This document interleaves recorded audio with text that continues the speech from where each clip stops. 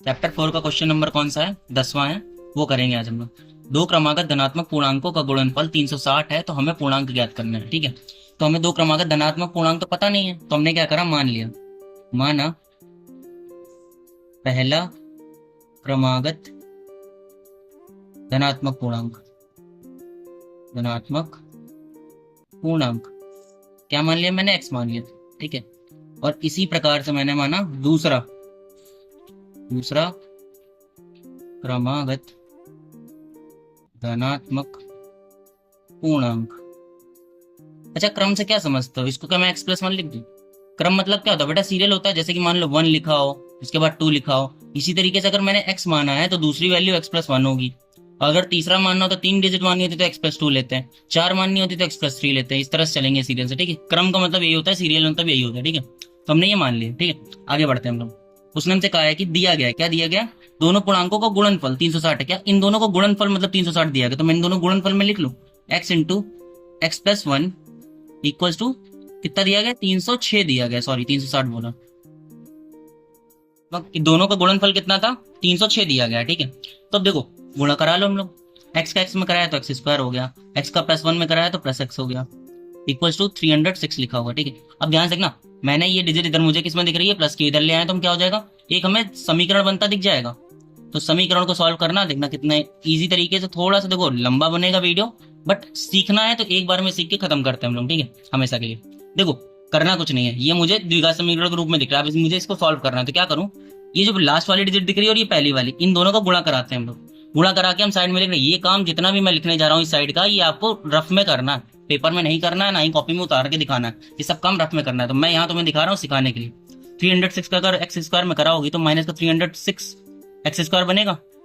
Sign भी देखो लेके चलेंगे। ठीक है, अब तुमको क्या करना है कि इसके दो ऐसे फैक्टर करने हैं कि क्या हो जाए कि इन्हीं दोनों जो दो डिजिट तुम ढूंढोगी, उन्हीं दोनों का मल्टीप्लीकेशन करने पर क्या आ जाए? माइनस का 306 एक्स स्क्वायर आ जाए, और उन्हीं को घटाने पर एक एक्स आ जाए।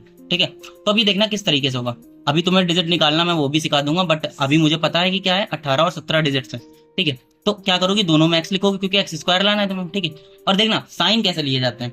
यहाँ वैल्यू प्लस की है तो बड़ी डिजिट प्लस की होनी चाहिए, क्योंकि तुम्हें पता है साइन बड़े का आता है, तो बड़ी डिजिट प्लस की होनी चाहिए, ये प्लस की होगी। छोटी वाली डिजिट माइनस की। तुमने माइनस का क्यों लिया? उसका रीजन है भैया, घटने पर घटाना है ना, तो एक्स आएगा, और तुमको इन दोनों को गुणा कराने पर माइनस का लाना है, तो माइनस लेनी ही पड़ेगी एक वैल्यू। अगर तुम इसे भी प्लस कर दोगे तो जुड़ जाएंगे ना, तो गलत हो जाएगा, तो ये हो ही नहीं सकता, इसीलिए ये होगा। ठीक है, अब इसके बाद देखना, तुमने कुछ नहीं करना है। ये जो ये वाली वैल्यू थी, इसकी जगह उठा के चुपचाप इसको रख देना है, रखो एक्स स्क्वायर। बाकी सेम वैसे लिखना है। ठीक है, जो केवल बीच वाली थी उसकी जगह पर तुम्हें ये सारी चीजें रखनी है।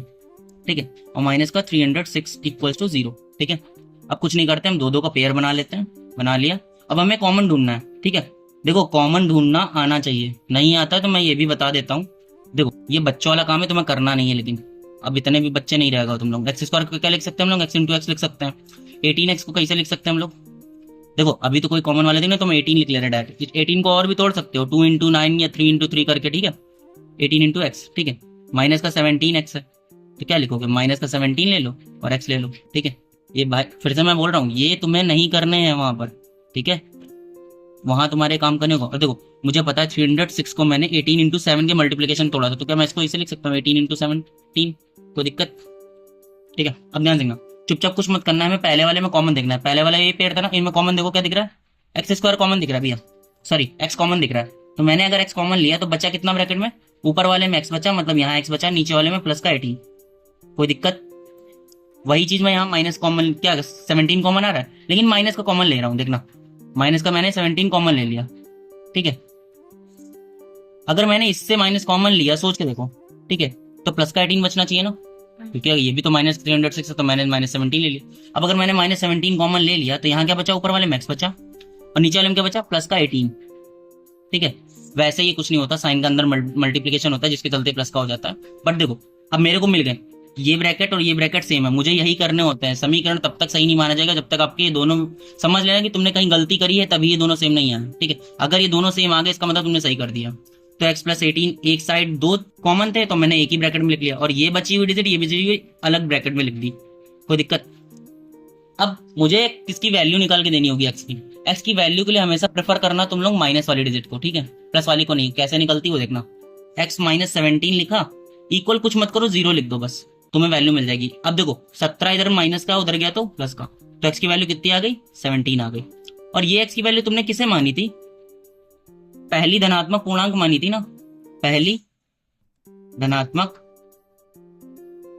पूर्णांक, क्या निकल के आया मेरा 17, ठीक है। इसी तरीके से दूसरा कितना था, दूसरा तुमने कितना माना था, कुछ नहीं भैया, एक्स प्लस 1 माना था, एक्स की जगह पर 17 आया और प्लस का 1 मैंने कर दिया, तो कितना हो गया 18। ये मेरा सेकंड आंसर हो गया, फर्स्ट होगा।